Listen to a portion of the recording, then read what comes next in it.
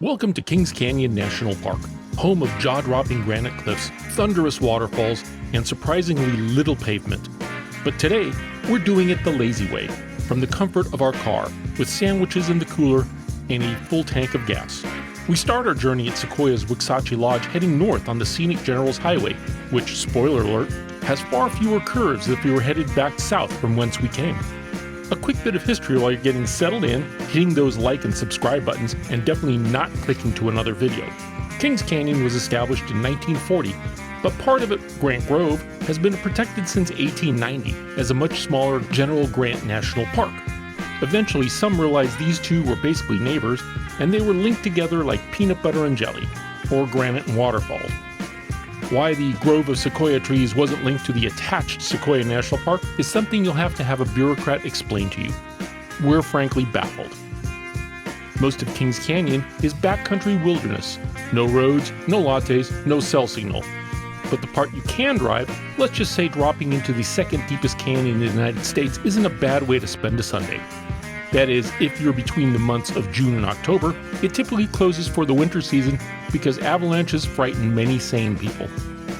Our first stop, Boyden Cavern, a marble cave tucked right into the canyon wall, just as we meet the Kings River. It's a nice in-and-out cave tour that's both intimate and full of scenery. Check out our video comparing Boyden Cavern and Crystal Cave, if you want to see how this compares to the park's other cave you can visit. If you already have visited Crystal Cave, don't tell the guides. There appears to be some bad blood. Boyden Cavern? It's like nature's underground cathedral if the priests were a bat and the pews were damp and slippery. From here, we squeeze through the road, cliffs to the left, river on the right, and pull over for a laughably short stumble to Grizzly Falls. This 80-foot cascade is just steps away from the parking lot, and you'll be setting laziness records if you're not up for it. You will get wet if you approach the base. Now a quick word to FAA regulators. Grizzly Falls is outside the park boundary, so we legally sent up the drone to show you what it's like if they built a much-needed observation tower here. A few more minutes down the road, now inside the national park boundary, Roaring River Falls takes the drama up a notch. The hike to the base is nearly twice as far as the last waterfall, but we still think the trek is worth it. It may not be as tall as Grizzly, but what it lacks in height it makes for in sheer hydraulic rage. It's like watching a blender set to obliterate. It's as if Vitamix designed a river feature. Next stop, Zumwalt Meadows, where we stopped for lunch. These sandwiches came from the Waxahachie Lodge, but somehow they taste better in the wild, possibly because the Stellar J wanted our sandwiches so badly. The area is named after Daniel K. Zumwalt, a Tulare County lawyer involved in the legal work establishing the national park. There's a short scenic walk here over a charming footbridge and into a meadow straight out of a painting. We kept our walk short because it was a warm July day, and you should be aware that since the canyon is at lower altitude than the surrounding area, it gets much warmer.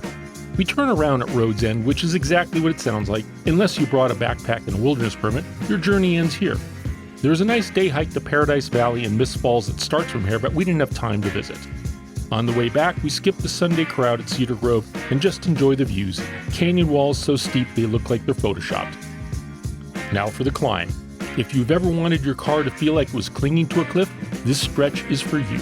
Views just get more expansive as you climb, making you wonder whether your tire maintenance routine is adequate. On the upside, if you went over the side here, you might still die of old age before you hit the bottom.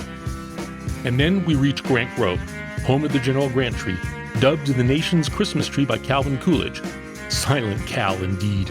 It's also the second largest tree on Earth, so maybe it's the tree's ego that kept this place from becoming part of Sequoia National Park.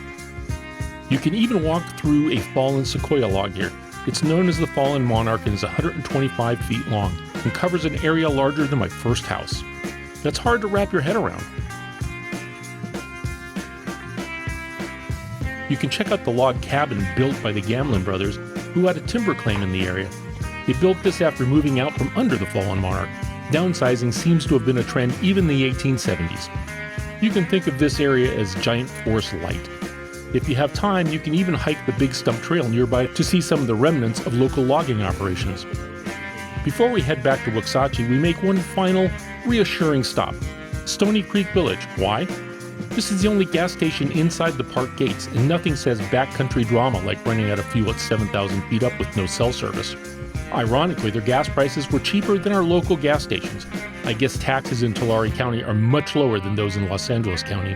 And that's our one-day adventure through the car-friendly part of Kings Canyon.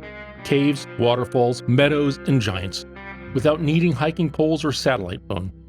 I'm pretty sure we didn't even burn off that sandwich. Don't forget to like and subscribe, and check out our other videos from the area. See you on the next adventure, and thanks for watching.